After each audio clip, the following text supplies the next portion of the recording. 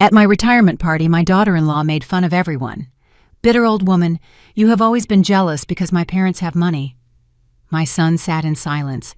I did not respond. I just smiled, and I prepared myself to reveal a secret that would leave the entire room frozen. "I'm glad you're here. If you're watching this, like the video, subscribe, and tell me in the comments where you're hearing my story of revenge. I want to know how far it has gone." That retirement party was supposed to be my moment. After 37 years working as an accountant at Guzman and Associates, they had organized this beautiful gathering for me at the local country club. White tablecloths, fresh flowers, even a cake with my name written in elegant letters. I should have been happy. Instead, I stood motionless in the middle of the room, watching my son Daniel, while his wife Fernanda called me a bitter old woman. "You're just bitter because my parents have money," Fernanda said. Her voice cut through the room like a slap. Her perfectly manicured finger pointed at me with accusation. With her designer dress shining under the crystal chandeliers, she added, "You have always been jealous of our lifestyle." The room was silent. My former co-workers, my neighbors, even the catering staff stopped what they were doing to watch. I felt the heat rising up my neck, that familiar burn of humiliation. Fernanda added, looking at Daniel with a casual, almost bored tone, "You're useless now. Better accept that and stop trying to get into our lives." Useless now. Those words echoed in my head as I looked at him. This 35-year-old man I raised alone after his father died when he was barely 8. The boy I worked double shifts for. The teenager I sent to a private school, even though that meant eating beans and rice for weeks. Fernanda kept talking, her voice getting more cheerful with each word. "The truth, Laura, is, it's shameful how you try to compete with us. We know you're struggling for money. Daniel told me about your apartment, your old car. It's sad, really." She turned to the guests, acting as if she were on a stage. "She insists on giving us money advice when she can barely pay her bills. It's pathetic." A murmur went through the room. I saw the pity in people's eyes, how they looked away when I tried to meet their gaze. Mrs. Perez, my neighbor, even nodded her head sadly, as if I were a charity case. It was then that something inside me broke. Not an explosive burst of screams and anger, but a silent one that feels like a door closing forever. I took a deep breath and smiled, not with the false smile I had been wearing all night, but with an authentic one that comes when you finally stop pretending. "Fernanda, honey," I said. My voice resonated clearly in the silent room. "Since you mentioned money, I think it's time we talked about something." She rolled her eyes with exaggeration. "Oh, here we go. Another lecture on saving $2. I interrupted her without stopping my smile. The color faded from her face so quickly I thought she was going to pass out. In fact, she stumbled a little, grabbing Daniel's arm so she wouldn't fall. "What are you talking about?" he asked, but his confidence was gone. I turned to address the crowd just as Fernanda had been doing. You see, a few years ago, Fernanda's parents needed a fairly large loan, $2 million to be exact. They were having financial problems. Fernanda's mouth opened and closed like a fish out of water. "No, you can't." "I can, and I am," I replied calmly. The loan was made 3 years ago under very reasonable conditions. 5% interest to be paid in 7 years. Of course, so far they have only covered about 6 months. People were watching, but not with pity anymore. They looked from Fernanda to me with fascination, as if they were watching a tennis match. "That is impossible," she murmured, but her voice broke. I put my hand in my pocket and took out my cell phone. With a few taps, I opened my banking app and showed the screen to the crowd. "Does anyone want to see the loan documentation? Everything is completely legal." Daniel approached, squinting at the screen. His face turned pale when he saw the figures. "Mom, what is this? How? $2,437,612.18, I said in a clear voice. "That is what your wife's parents owe me right now, including the unpaid interest." Fernanda made a strange sound and had to grab the back of a chair to keep from falling. "This must be a mistake. You're an accountant. You live in that little apartment. You drive a 15-year-old Honda." "Yes, I drive a 15-year-old Honda," I said. "And yes, I live in a small apartment. But you know what they say about making assumptions, dear." The room was in complete silence, except for the soft jazz that kept playing from the speakers, creating an almost surreal backdrop for the scene. "You see," I continued, my voice getting stronger with every word, "your parents came to me 3 years ago, desperate. Their business was going bankrupt, and they needed capital immediately. They had heard through acquaintances that I could help them." Fernanda shook her head, her eyes wide. "No, no, no. My parents have money. They have always had it. They paid for our wedding. They bought the house." "With my money," I answered without hesitation. "Every dollar your parents have spent in the last 3 years came from that loan." Daniel slumped into the nearest chair, pale and confused. But you always said you didn't have much. You said you were barely surviving on your salary." "I said I lived simply," I corrected. "I never said I was poor." Fernanda's breathing became rapid and shallow. She kept looking around as if searching for an escape. "This is crazy. You're lying. You're making this up because you're a bitter, jealous woman. Do you want me to call your parents right now?" I asked, pulling up their number on my phone. "I'm sure they would be happy to confirm the details." "No!" Fernanda shouted, almost hysterical, and then immediately lowered her voice when she realized how loud she had been. "No, don't do that." "Why not, honey? If I'm lying, I'd be happy to clear up the truth." Fernanda's face crumbled. For a moment, she looked like a lost little girl instead of the sophisticated woman who had torn me apart just minutes before. "Please," she whispered, "please don't do this." But I was done pleasing those who never gave me the same respect. I was done being treated like a burden by the family I had given everything for. I looked around at all the faces watching me now, with respect and curiosity. Then I looked at my son, still slumped in his seat, trying to process what he had just heard. "Enjoy the rest of the party," I said, putting my phone in my purse. "I think I'm going to go home now." As I walked toward the door, I heard Fernanda's voice behind me, sharp and desperate. "Laura, wait. We have to talk. We have to—" But I didn't stop. I didn't look back. I kept walking, and with every step, I felt lighter than I had in years. The valet brought my 15-year-old Honda around, and as I drove away from the country club, I couldn't help but smile. Tomorrow, I thought, was going to be a very interesting day. That night, I barely slept. Instead, I sat in my small living room with a cup of tea surrounded by photo albums and financial papers I hadn't touched in years. The silence felt different, not like loneliness, but like calm. For the first time in decades, I wasn't worried about disappointing someone. The photos told a story I had almost erased from my memory. There I was at 28, holding little Daniel in the hospital, my face exhausted but lit up. My husband Robert had died just 2 months earlier in a construction accident, leaving me with a mortgage, a newborn, and exactly $590 in the bank. I ran my finger over the photo, remembering that terrified young woman who didn't know what she was capable of. The insurance money from Robert's death was modest, barely enough to cover the funeral and a few months of the mortgage. Everyone told me to sell the house to move in with my mother to accept any help I could get. But something inside me refused. That was Daniel's house. It was the place where his father had painted the bedroom walls blue and built shelves for the books we never got to read together. So I kept the house and got a job. Not just any job, but one at Guzman & Associates, a small accounting firm that needed someone willing to work odd hours for low pay. I started as a receptionist, but I watched everything and learned everything. Numbers always made more sense to me than people. In 2 years, I was handling the accounts of 3 of their biggest clients. In 5, I was practically running the entire financial side of the business while Hector Guzman played golf and had lunch with clients.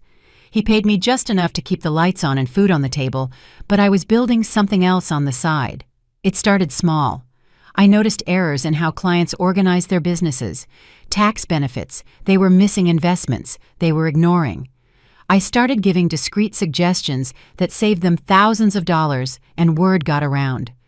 Soon I was giving financial advice on nights and weekends to small business owners who couldn't afford the big firms, but needed someone who understood money. I charged affordable fees and delivered top-notch results.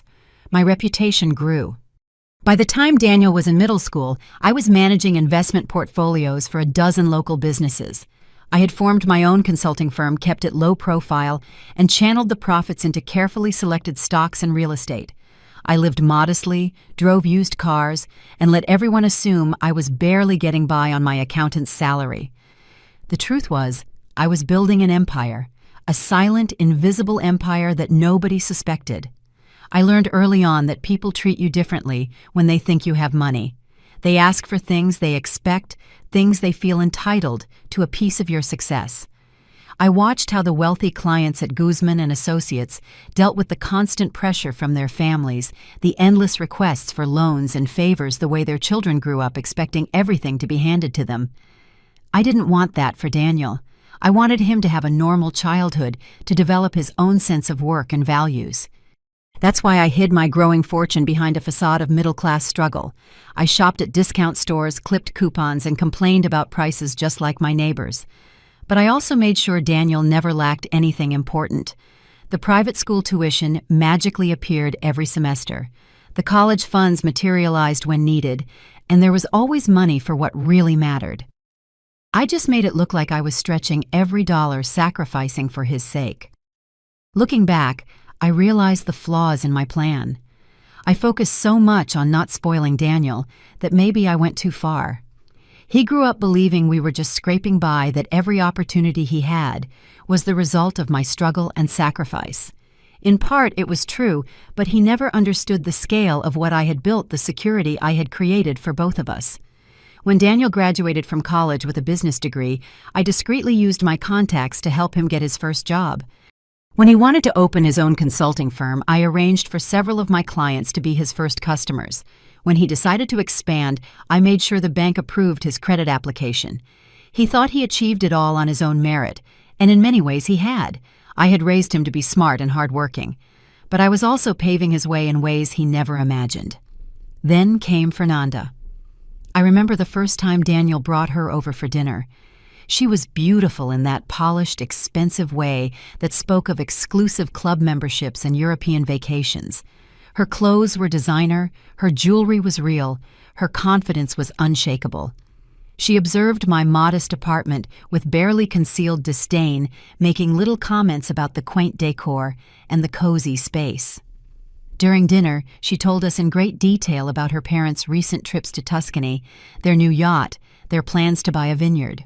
She spoke about money so naturally it was clear she had never had to worry about it in her life. When she mentioned her father owned several car dealerships in 3 states, I understood where the wealth came from. What I didn't understand was why she seemed so determined to make me feel small. Daniel tells me you work as an accountant. That must be tough, making ends meet on that kind of salary. I smiled politely and replied that it was an honest job.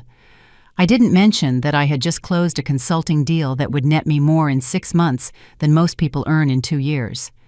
After they left, I couldn't shake the feeling that I had been judged and found wanting. Fernanda had looked at my small apartment, my simple way of life, and dismissed me as unimportant. I told myself it didn't matter, that her opinion held no weight. But as her relationship with Daniel progressed, I began to notice changes in him. He started making comments about my situation, asking if I needed help with bills, suggesting that maybe I should move to a smaller place to save money. His tone sounded sincere, but it hurt. My own son was starting to see me through Fernanda's eyes. The wedding was a spectacle that cost more than most people's houses. Fernanda's parents spared no expense. They flew in flowers from Holland and hired a string quartet that had played for European royalty. I wore a simple dress from a department store and sat in the 3rd row watching my son marry into a world that made my life seem insignificant by comparison. After the wedding, the distance widened. Daniel and Fernanda moved into a house that her parents had helped them buy. They furnished it with antiques and art that cost more than I had spent on furniture in my entire life. When I visited, I felt like a tourist in a museum, afraid to touch anything. Fernanda was always polite, but it was the kind of politeness you show a service provider or a distant acquaintance. She would ask about my job with feigned interest. She would comment that my little car was cute. She would offer to take me shopping for better clothes. Every encounter left me feeling smaller, less important. And Daniel, perhaps without realizing it, began to adopt her way of seeing things. He stopped asking for my advice on his business decisions. He stopped calling as often. When we did talk, the conversation felt forced, like he was checking in on an elderly relative out of obligation, not talking to his mother. It was then that Fernanda's parents contacted me. It was 3 years ago on a Tuesday night when my phone rang with an unknown number. On the other end was Margaret Morales, Fernanda's mother, her voice tight with desperation. "Laura, I hope you don't mind me calling," she said. "But we're in trouble and someone mentioned you might be able to help." The story came out in halting pieces: bad investments, market downturns, cash flow problems that had spiraled out of control. The car dealerships were bleeding money, creditors were circling, and bankruptcy was looming. They needed capital immediately, and traditional banks had already turned them down. "We heard from acquaintances that you might have some resources," Margaret said carefully. "Connections, perhaps, or knowledge of private lenders." I almost laughed. This was the woman who had looked down on me for years now, calling the poor accountant for help. But something in her tone stopped me. A genuine fear. The terror of losing everything they had built. Everything that defined their family's identity. I could have said no. I probably should have. But I thought of Daniel. How devastated he would be if his wife's family lost everything. I thought of Fernanda with all her flaws, and how this would shatter the world she grew up in. And maybe deep down I thought this could be a bridge, a way to finally be seen as someone valuable, worthy of respect. "How much do you need?" I asked. The figure was staggering. $2 million, more money than most people see in a lifetime. But I had it tucked away in investment accounts that had been growing steadily for decades. We met the next day at a lawyer's office downtown. Margaret and Richard Morales sat across from me, their faces pale with stress and shame. The lawyer, a sharp woman in her 50s who specialized in private loans, explained the terms. 5% interest paid monthly over 7 years, with personal guarantees from Richard and Margaret, and an obligation to inform immediate family members about the loan structure, though in the end, that disclosure never happened. The Morales family made it clear they wanted to keep everything private to maintain their dignity and their daughter's respect. I understood. Pride is a powerful force, and they had already swallowed a lot of it by asking me for help. So we structured it as a private investment in their business, with documents that would only become relevant if they defaulted. To everyone else, including Fernanda and Daniel, it would seem as though the Morales family had found an angel investor, not that they were borrowing money from the woman their daughter treated like a charity case. For the first few months, everything went well. The payments arrived on time, the business stabilized, and the Morales family maintained their lifestyle. Fernanda never knew how close they had come to losing it all, or who had saved them. But then the payments started coming late. Then they stopped coming at all. Now, sitting in my living room, with the loan documents spread across the coffee table, I understood what I should have seen from the beginning. The Morales family wasn't just borrowing money. They were buying time, keeping up appearances, hoping something would change.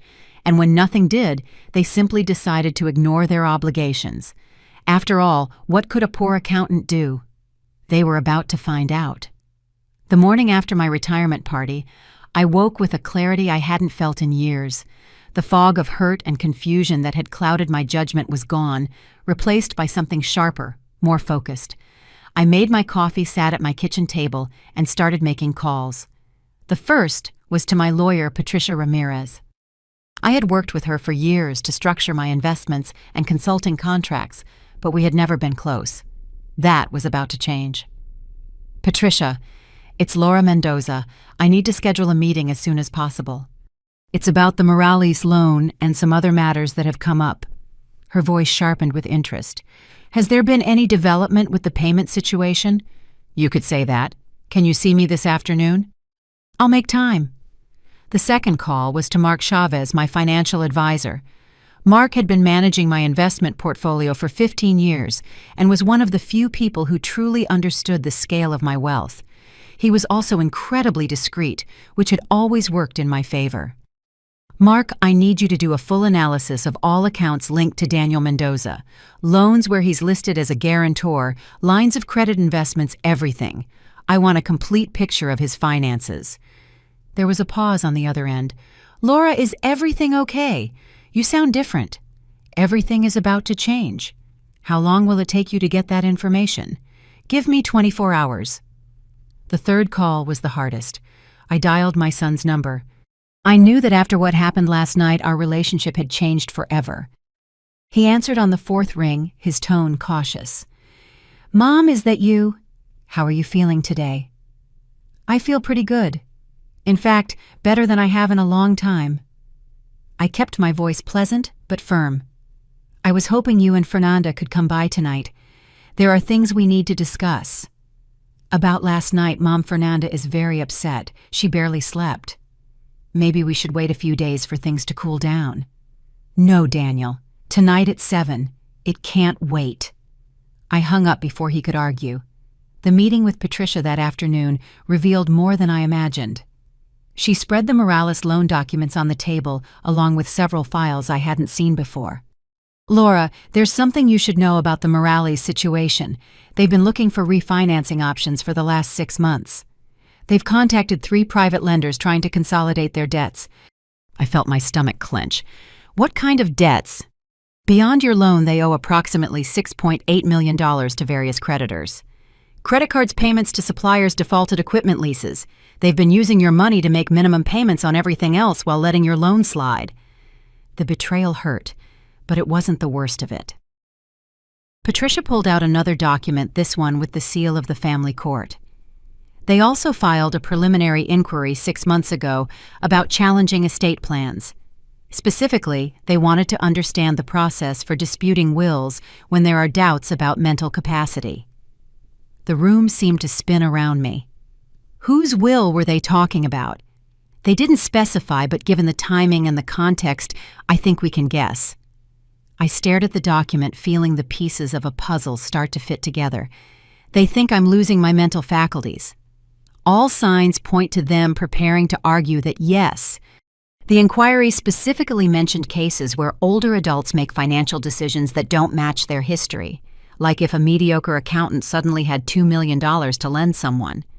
Exactly. I leaned back in my chair, trying to process the information.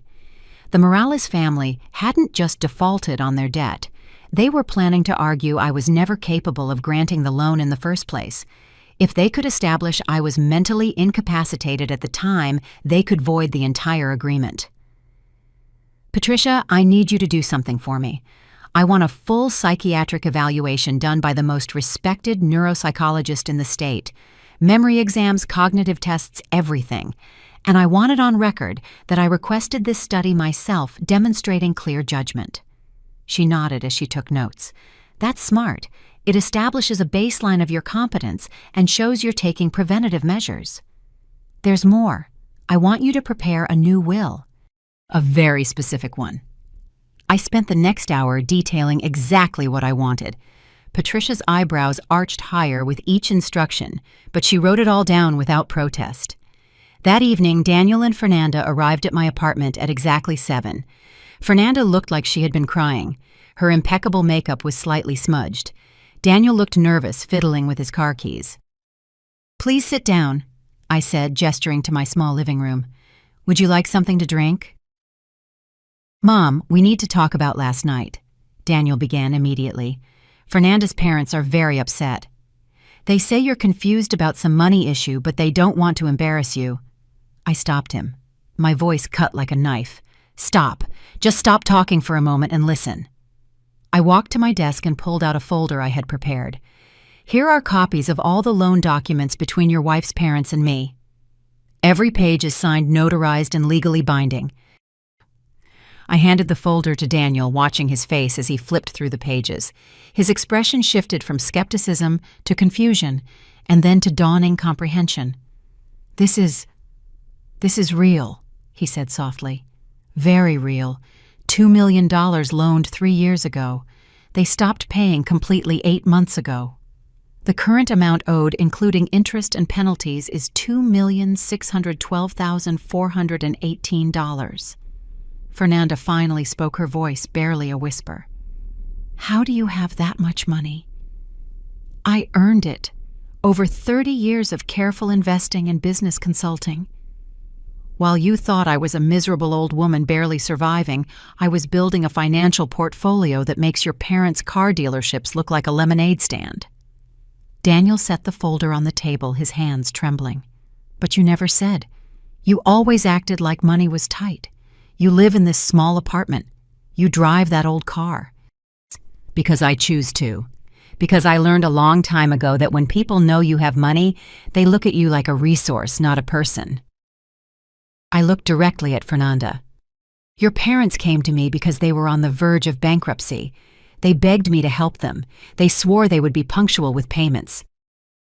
They pleaded for it to be kept a secret to protect their dignity. I agreed because I thought it would help my son's marriage. Fernanda's face had gone completely pale. They told me they found an investor, a businessman who believed in the company. I am that businessman, Fernanda. I was the one who saved your parents from losing everything. I made it possible for them to maintain their lifestyle, to keep funding your expensive tastes, to hold their place in your social circle. Daniel ran his hands through his hair, a gesture I remembered from his childhood when he felt overwhelmed. I don't understand. Gah. If you have all this money, why did you let us think otherwise? Why did you let me worry about your retirement, about your future security? The crack in his voice almost made me hesitate, but I pushed on. Because I wanted you to love me for who I am, not for what I have. I wanted to know that you valued our relationship, not just my ability to solve your problems with money. And now? Fernanda asked, her voice hollow. I pulled out my phone and showed them a recording app. Now I know exactly what you think of me. Last night, in front of 50 people, you called me bitter, pathetic, useless. You made it clear that you see me as a burden, a shame.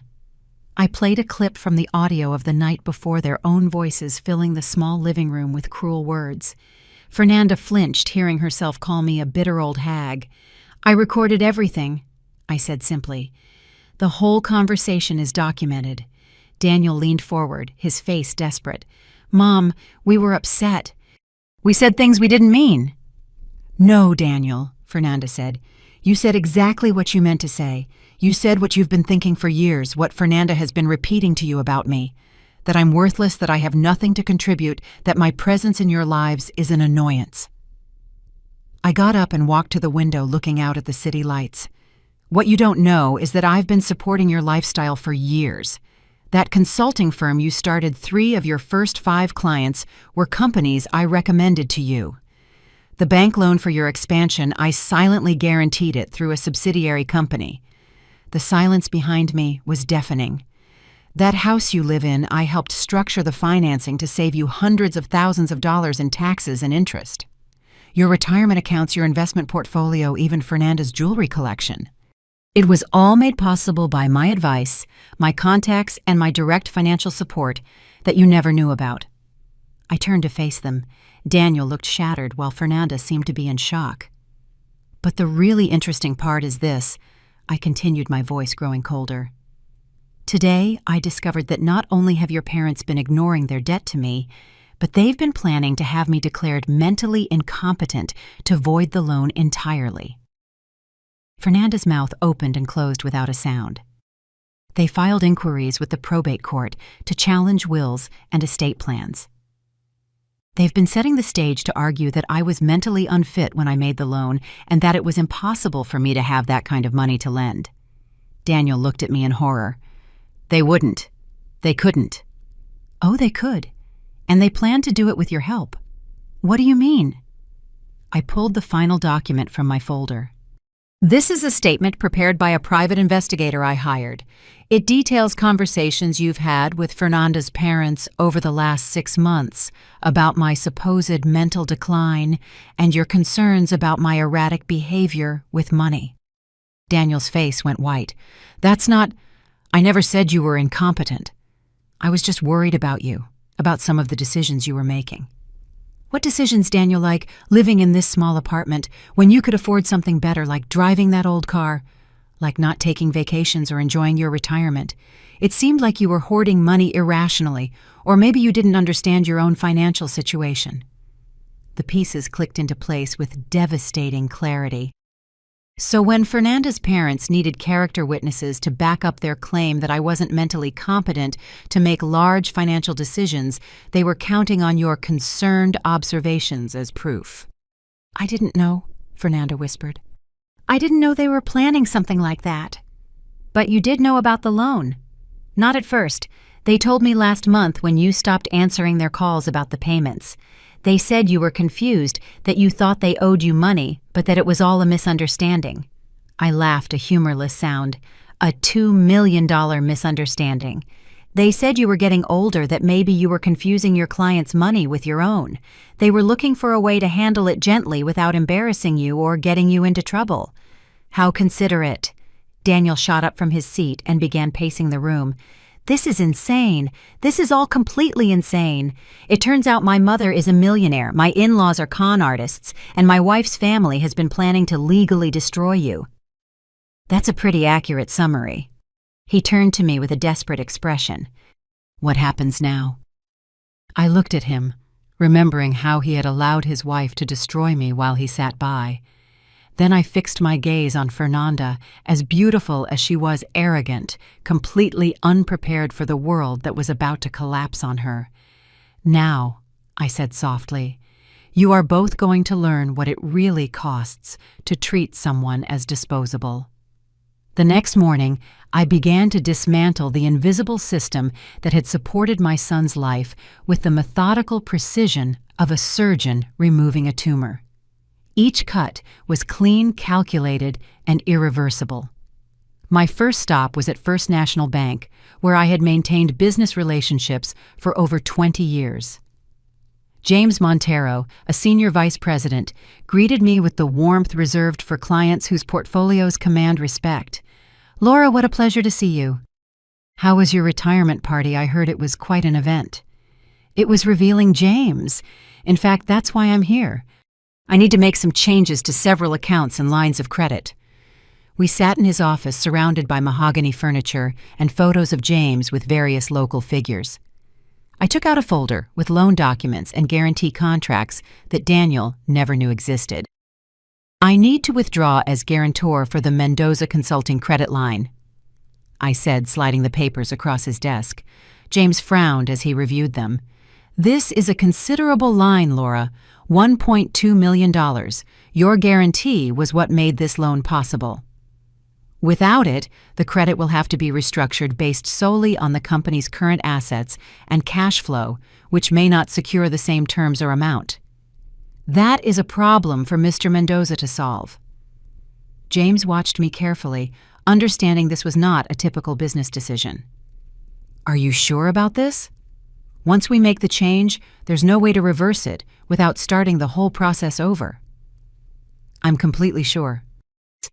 My second stop was at Valley Investments, where Mark Chavez managed my portfolio. His office was more modern than James's, with glass walls, steel frames, and abstract art. The conversation, however, was just as direct. "The analysis you requested is ready," Mark said, handing me a thick report. "Your son's financial situation is more fragile than I imagined." I flipped through the pages and confirmed in black and white what I suspected. Daniel's consulting business was laden with debt propped up by credit lines I had guaranteed and clients I had personally recommended. His personal finances were stretched to the limit, with mortgage payments on a house that was underwater, 2 luxury car payments, and mounting credit card debt. Without the revenue from those 3 main clients, his cash flow will be negative in less than 60 days, Mark explained. Those 3 clients were companies I had worked with for years, businesses I had steered toward Daniel when he was just starting out. They stayed with him partly out of loyalty to me, and partly because I would silently review his work and make necessary corrections to ensure their satisfaction. "I want you to contact Reynolds Manufacturing Hidalgo Group and Perez Logistics," I said. "Inform them that I will be personally taking over their accounts from now on." Mark raised an eyebrow. "That represents about 60% of Mendoza Consulting's revenue." "Yes, it does." "Laura, I have to ask, is everything all right? These seem like very drastic measures." I remembered Daniel's words from the other night, his contempt, the way he dismissed me as useless. Everything is exactly as it should be, Mark. My third stop was the most difficult. Margaret Morales agreed to meet me for lunch at the country club, where just 2 days earlier, my retirement party had been held. She looked older than I remembered, with deeper lines around her eyes and her usual composure slightly fractured. "Laura, thank you for agreeing to meet. I hope we can resolve this amicably." We sat at a quiet table overlooking the golf course, the same one where Fernanda had called me pathetic in front of all my colleagues. The irony was not lost on me. "Margaret, I'm going to be blunt. I know about the inquiries at the probate court. I know about your plans to challenge my mental capacity, and I know you've been using money from my loan to cover other debts while ignoring what you owe me." Her face paled, but she maintained a dignified front. "I don't know what you're talking about." I placed a folder on the table between us. "Here are copies of every financial move your family has made in the last 6 months, thanks to a very meticulous forensic accountant. Would you like me to read them aloud?" Margaret's hands trembled slightly as she reached for her water glass. "How did you get that? That information is private. Not when you have a $2 million debt. It isn't." My lawyers have been very thorough. I opened the folder and began to read. March 15th, payment to Citibank $38,000. March 18th, payment to VW Credit $15,000. March 22nd, payment to Fernanda's credit card $24,000. Margaret's composure finally broke. "Please stop." April 3rd, transfer to Fernanda's account for her European vacation $47,000. April 7th, payment to the country club for her bachelorette party $10,000.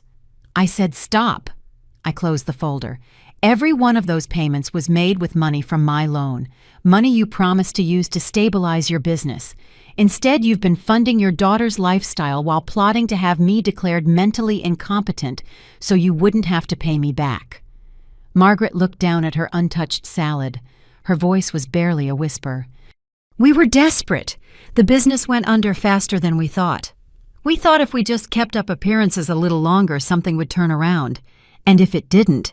She didn't answer. "You were going to destroy my reputation, question my sanity, and possibly have me declared incompetent just to avoid paying back money you took in good faith. It wasn't supposed to be like this, but it is, and now there are consequences." I pulled out a formal notice that Patricia had prepared. "This is a demand for immediate payment of the full balance plus penalties. $2.6 million due within 30 days. Margaret's face went white. "We don't have that kind of money." "You know we don't." "Then you'll have to liquidate assets. The dealerships, the house, the yacht I've heard so much about." "Please, Laura, there must be another way. What if we work out a new payment plan?" "Margaret, you had a payment plan. You ignored it for 8 months while you spent my money on luxuries and planned to have me declared incompetent. There is no new plan." She was crying now, mascara streaking her face with dark lines. "This is going to destroy us. Fernanda doesn't know how bad things are. This will ruin her marriage, her whole life. Her marriage is built on lies and borrowed money. Maybe it's time she learned to live in the real world." I stood up to leave, but Margaret grabbed my arm in desperation. "Wait, there's something else you need to know about Daniel." I sat back down, intrigued despite myself. "Fernanda has been working on him for months, convincing him you were becoming unstable. She's been recording every conversation you've had, every decision that seemed odd to her. She was building a case. A case for what? To have you declared incompetent. She wanted Daniel to petition for legal guardianship of your affairs." I felt the restaurant tilt around me. "Guardianship.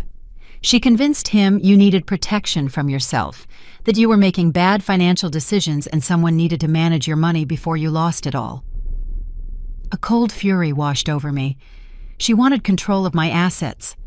She thought, like everyone, that you might have a few $100,000 saved up. Enough to be worth managing, but not so much that it would matter in the long run. And Daniel agreed to this. Margaret nodded sadly. "He loves you, Laura.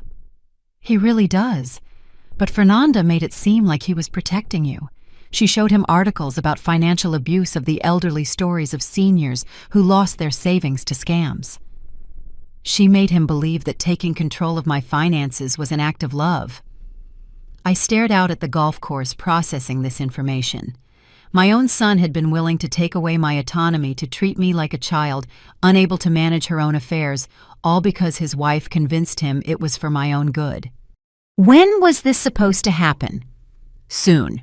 Fernanda was waiting for one more incident, something she could point to as proof of my decline. She thought my retirement party might be the opportunity. And it was, wasn't it, my revelation about the loan? She'll claim that proves you're delusional. Margaret looked down ashamed. That was the plan. I stood up again, this time with resolve. Thank you for telling me the truth, Margaret. It doesn't change anything about the loan. But at least now I understand the full picture. What happens now? I looked at this woman who had raised the daughter-in-law, who systematically poisoned my relationship with my son, who had taken my money while plotting my destruction. Now you face the consequences of your choices. All of you. That night I sat in my small apartment reviewing the day's events. 3 calls had already come in from Daniel. Apparently the business line of credit had been frozen pending restructuring, and 2 of his most important clients had canceled their contracts. I let each call go straight to voicemail. The 4th call was from Fernanda. Her voice sounded shrill and desperate. Laura, we need to talk. There's been a mistake with the bank, and my parents are saying crazy things about loans and money. And Daniel is having problems with his business.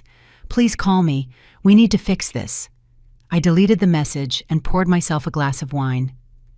Outside my window, the city glittered in the darkness, full of people living their lives, making choices and facing consequences.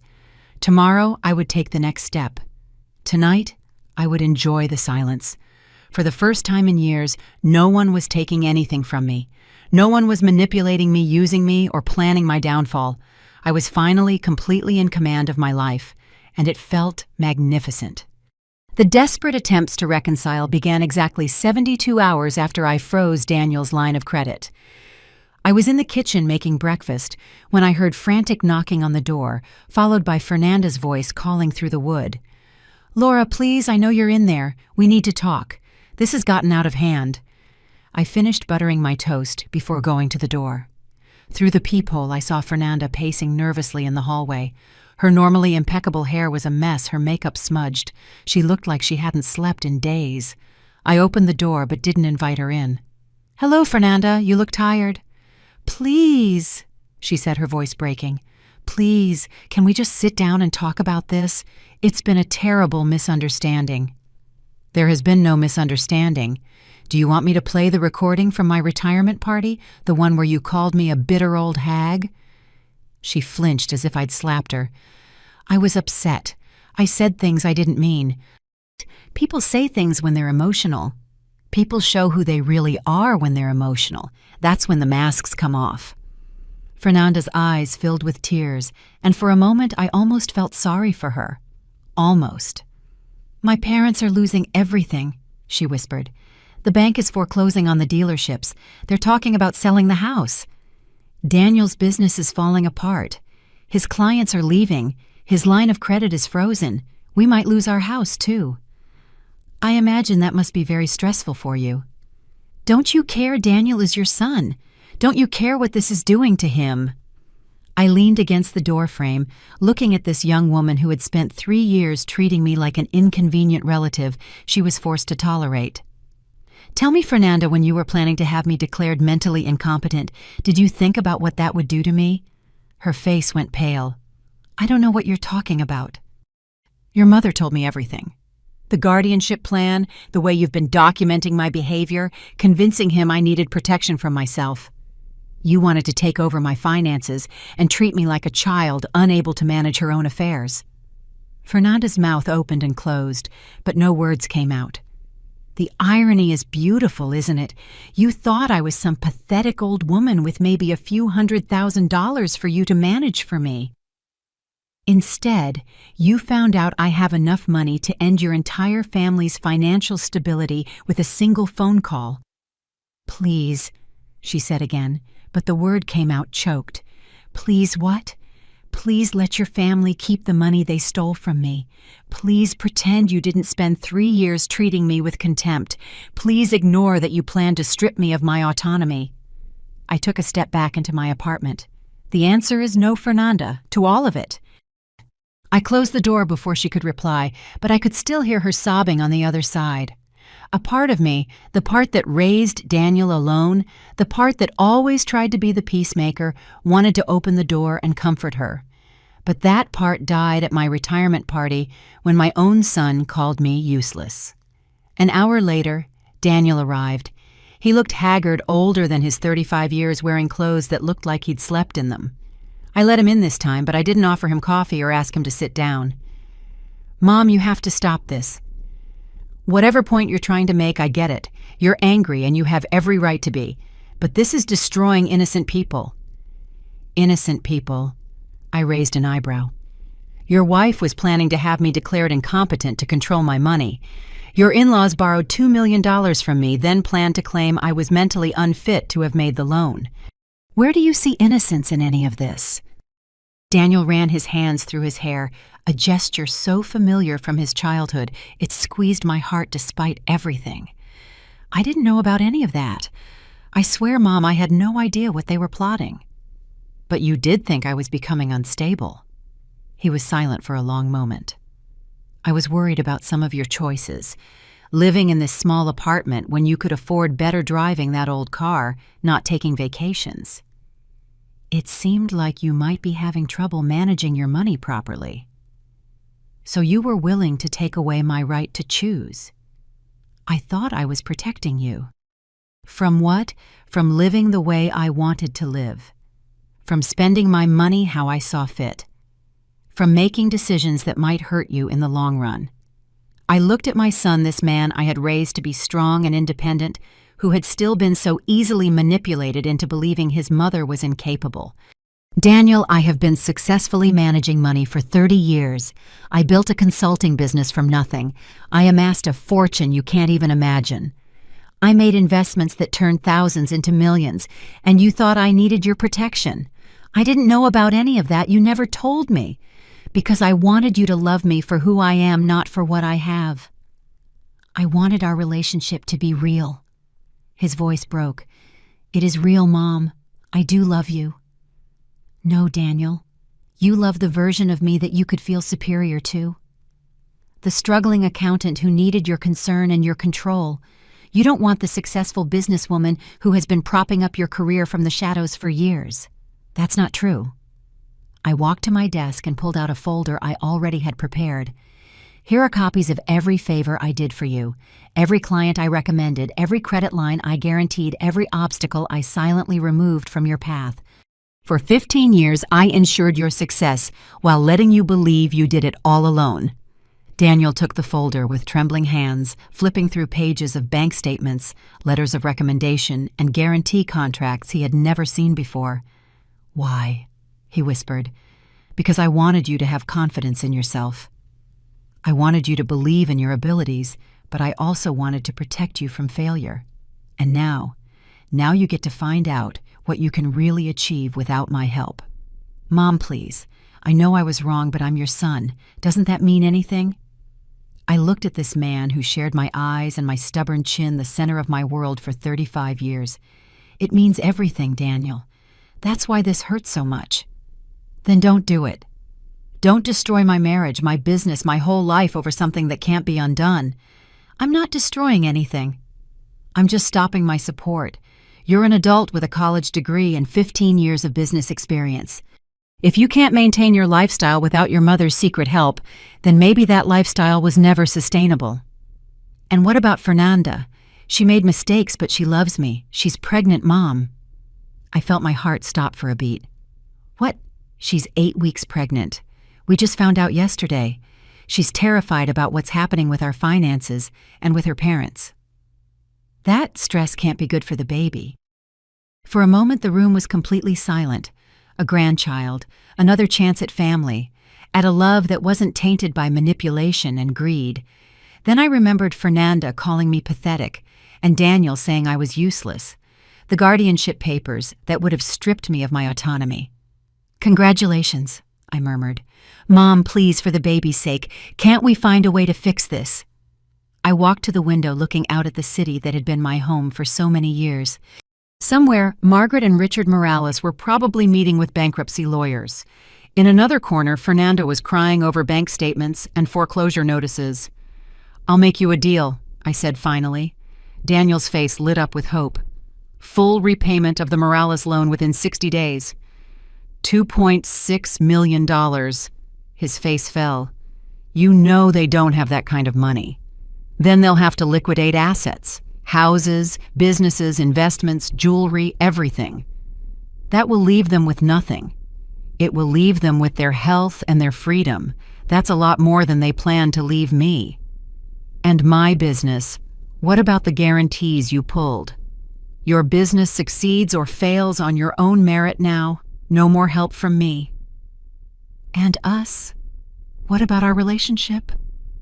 I turned to face him, memorizing his features, as if it were the last time I would see him.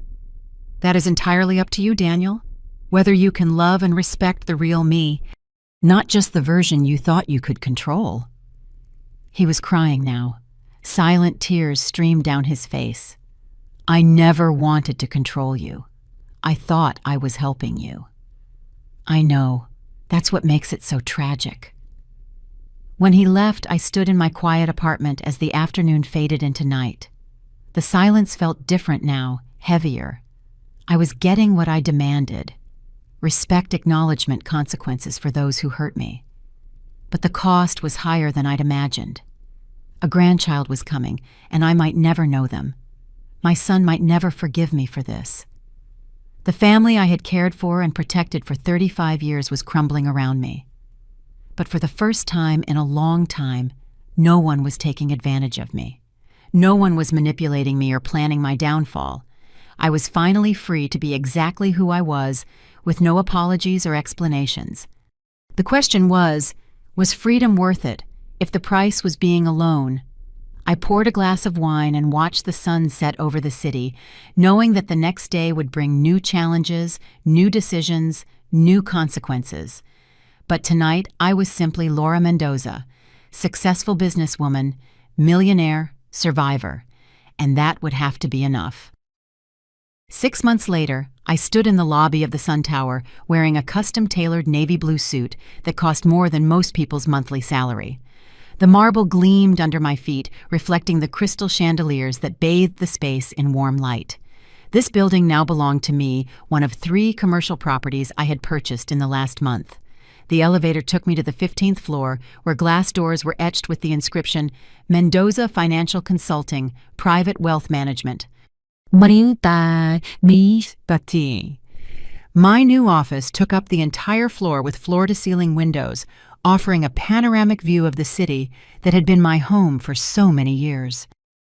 My assistant Clara, a sharp woman in her 40s, who came highly recommended, greeted me with the morning's agenda. "Good morning, Mrs. Mendoza. You have the Peterson consultation at 10 lunch with the Mayor's Economic Development Committee at 12 and the interview with Forbes at 3. "Thank you, Clara. Any messages?" "Several. Your lawyer called about the Morales bankruptcy proceedings. Everything has been finalized. Your accountant needs to review some tax implications of the new acquisitions, and—" she hesitated. "Your son called again. It's the 4th time this week." I nodded, taking the note without looking at it. "Hold all calls until after the Peterson meeting." The transformation had started slowly and then all at once. After Daniel left my apartment that day, I made a decision that changed everything. I was no longer going to hide who I was. Within a week, I hired the city's top image consultant, revamped my wardrobe, had professional photos taken, registered Mendoza Financial as a full-service wealth management firm, and started reaching out to the network of contacts I had built over 3 decades. The response was immediate and overwhelming. Apparently, for years, there had been rumors of a mysterious investor who moved money intelligently behind the scenes. When I stepped out of the shadows, clients lined up to work with the woman who had silently built a fortune, while maintaining the very discretion they valued. My first big move was convincing 3 family trusts with a combined value of over $1 billion to transfer their portfolios to my firm. The news spread like wildfire through the city's wealthy circles. Laura Mendoza was the real deal. The Morales bankruptcy was swift and brutal. Unable to meet my payment demands, they were forced to liquidate everything. The car dealership was sold to a competitor for pennies on the dollar, and the house went to settle debts. The yacht, the art collection, even Margaret's jewelry. It all ended up at auction. They moved into a simple apartment on the other side of town, both taking jobs they were overqualified for, but desperately needed. Richard worked as a sales manager at a used car lot owned by his former competitor. Margaret worked part-time at a real estate agency, showing houses she could never live in again. Fernanda was devastated. The pregnancy had been difficult, marked by the stress and the drastic change in her circumstances.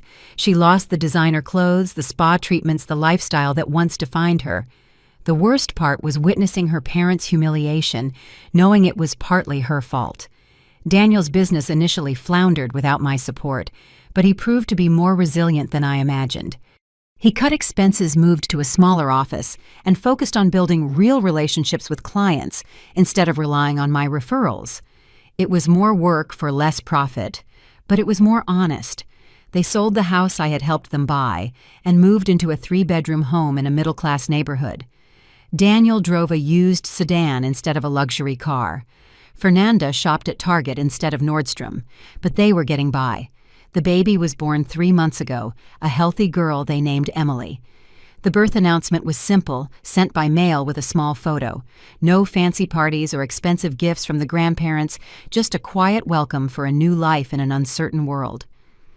I stared at that photo for a long time, memorizing the tiny features of my granddaughter, wondering if I would ever hold her, if I would ever know her laugh or comfort her cries. The interview with Forbes that afternoon was supposed to be about my business accomplishments, but the journalist was more interested in the personal story. "You've become something of a legend in financial circles," she said, her recorder capturing every word. "The accountant who secretly built an empire. What made you keep it hidden for so long?" I thought carefully before answering. "I learned early on that people's perception changes when they know you have money. They start to see you as a resource, not a person. I wanted my relationships to be based on who I was, not what I owned." And did that strategy work? I smiled a sad smile. It revealed exactly what my relationships were truly worth. "It's been 6 months since you became estranged from your son. Do you have any regrets about how you handled the situation?" "I regret that it was necessary. I don't regret standing up for myself." "What would it take for a reconciliation?" That question stayed with me long after the interview was over. What would it take? An apology would be a start, but it wouldn't be enough. Real change, genuine respect, acknowledgement of the harm done. All of that takes time to grow and even longer to prove. I was still thinking about it that night, reviewing acquisition proposals in my luxury apartment. I had finally moved out of my modest rental. Then the doorman called. "Mrs. Mendoza, there's a young woman here with a baby. She says she's your daughter-in-law. Should I let her up?" I hesitated for a long moment. "Yes, send her up." 5 minutes later, I opened the door to find Fernanda in the hallway, holding a small pink bundle in her arms. She looked different. More mature, more tired, but somehow more authentic. Her hair was pulled back in a simple ponytail. She wore jeans and a sweater instead of designer clothes. And in her eyes, there was something that wasn't there before. Humility. "Hello, Laura. Thank you for seeing me. Come in." She walked into my new living room, taking in the expensive furniture, the original artwork, the floor-to-ceiling windows with their breathtaking view. But her gaze quickly returned to the baby in her arms. "This is Emily," she said softly, "your granddaughter." I looked at the sleeping infant, feeling my heart ache with a longing I had suppressed for months. She had Daniel's nose and what looked like my chin. "She's beautiful. Do you want to hold her?" With trembling hands, I reached for my granddaughter. She was so light, so perfect, so completely innocent of all the pain and betrayal that had brought us to this point. "I owe you an apology," Fernanda said, almost in a whisper. "Not just for what I said at your party, but for everything. For the way I treated you, for convincing Daniel to see you as a burden instead of the extraordinary woman you are." I looked up from the baby to study Fernanda's face. The arrogance was gone, replaced by sincere remorse. "I was spoiled, arrogant, and cruel," she continued. "I thought money and status were the only things that mattered. I looked down on you because I thought you had less than me, and I felt threatened when I found out you had more. And now I understand what my parents did to you, what I did to you. We took advantage of your generosity and your love for Daniel. We planned to take away your autonomy. We treated you like you were disposable." She was crying now. Silent tears she didn't try to wipe away. "I know you have every right to hate me. I know I don't deserve your forgiveness, but I wanted you to know that I understand now how wrong I was, and I wanted you to meet your granddaughter." I held Emily closer, breathing in that sweet baby scent, feeling her tiny heart beat against my chest. "What does Daniel know about this visit?" "Nothing. He doesn't know I'm here. He thinks you'll never forgive us, that we've lost you forever." "And what do you think?" Fernanda was quiet for a long time. "I think that would be fair, but I hope that one day you'll give us a chance to earn back your trust. That would take time. Years, probably. I know. And it would require real change. Not just words, actions, proof." "I understand." Emily stirred in my arms, making soft baby noises. I looked at her perfect little face and felt something shift inside me. The anger was still there, the hurt, the betrayal, but there was also love.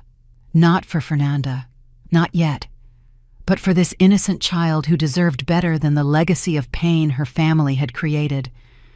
"I'm not ready to forgive," I said finally. "I may never be, but I am willing to consider the possibility that people can change." Fernanda's face lit up with hope. "Baby steps," I warned. "Supervised visits with Emily, family therapy with Daniel, complete transparency about your finances and decisions.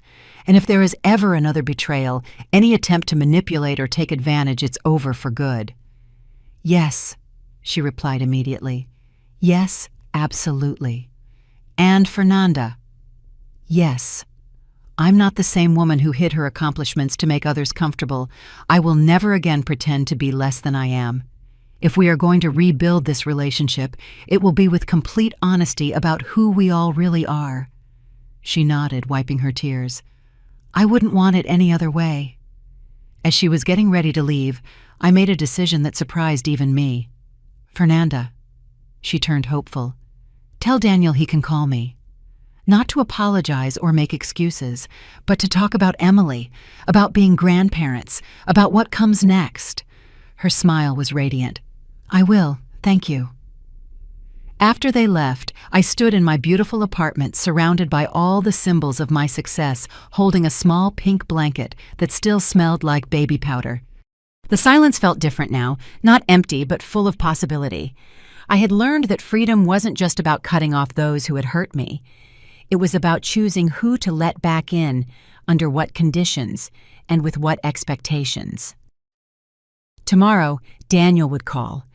We would have difficult conversations about trust and forgiveness, and the long road back to being a family. It wouldn't be easy, and there were no guarantees.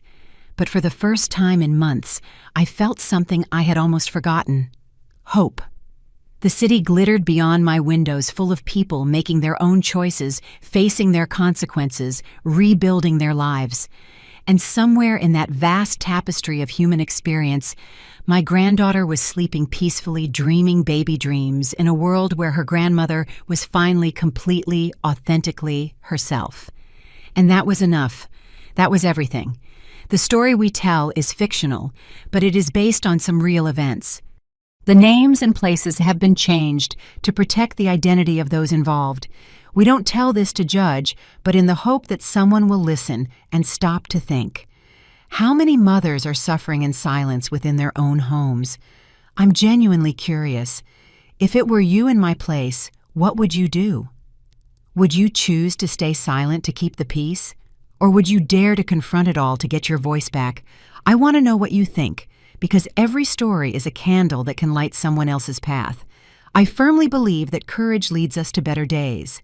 Meanwhile, on the end screen, I'm leaving you two of the channel's most beloved stories. I assure you they will surprise you. Thank you for staying until the end.